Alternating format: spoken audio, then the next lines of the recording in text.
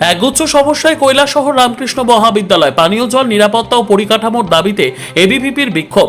পানীয় জল থেকে নিরাপত্তা একাধিক সমস্যায় জর্জরিত কৈলাসহরের রামকৃষ্ণ মহাবিদ্যালয়। দীর্ঘদিন ধরে বিভিন্ন মৌলিক সমস্যার সমাধান না হয় অভিযোগে মঙ্গলবার কলেজ চত্বরে বিক্ষোভ দেখালো এবিভিপি। কলেজের ছাত্রছাত্রীদের একাংশ এই কর্মসূচিতে অংশ নেন। আন্দোলনকারীদের অভিযোগ, কলেজে পর্যাপ্ত পানীয় জলের ব্যবস্থা নেই, ছাত্রছাত্রীদের জন্য পৃথক কমন রুমও নেই। গত 2 বছর ধরে কলেজ উইক অনুষ্ঠিত হয়নি এবং বন্ধ রয়েছে এনএসএস ইউনিট। পাশাপাশি কলেজ চত্বরের অপরিচ্ছন্নতা, বহিরাগতদের অবাধ প্রবেশ, বিজ্ঞান বিভাগের প্রয়োজনীয় সরঞ্জামের ঘাটতি, ছাত্র ইউনিয়ন কক্ষের বেহাল দশা এবং প্রধান গেটে নিরাপত্তা রক্ষীর অনুপস্থিতি নিয়েও ক্ষোভ প্রকাশ করেন তারা। এদিনের বিক্ষোভে উপস্থিত ছিলেন ঊনকোটি জেলা এবিভিপির সংযোজক অঙ্কন পাল, মহকুমা সংযোজক স্নেহা সূত্রধর, কলেজ সম্পাদক আকাশ দেবনাথ সহ অন্যান্য ছাত্রছাত্রীরা। জেলা সংযোজক অঙ্কন পাল বলেন, দ্রুত সমস্যাগুলির সমাধান করে কলেজে নিরাপদ, পরিচ্ছন্ন ও শিক্ষাবান্ধব পরিবেশ নিশ্চিত করতে হবে। দাবি পূরণ না হলে আগামী দিনে আরো বৃহত্তর আন্দোলনে যাওয়ার হুঁশিয়ারিও দেন তিনি। বিগত 2 বছর ধরে বিভিন্ন দাবি নিয়ে প্রিন্সিপালের কাছে বারবার মেমোরেন্ডাম জমা দেয়।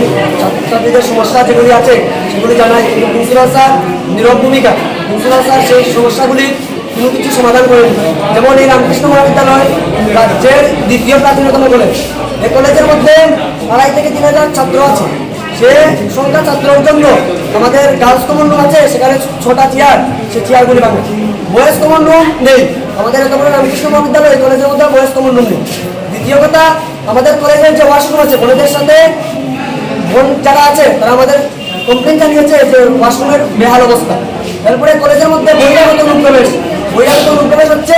সেই বহিরাগত অনুপ্রবেশকারীরা আমাদের ছাত্রীগণদের সাথে অশ্লীল ব্যবহার করছে। সে বিষয়ে আমরা প্রিন্সিপাল স্যারকে যখন জানাই, প্রিন্সিপাল স্যার সে বিষয়ে নীরব ভূমিকা পালন করছে।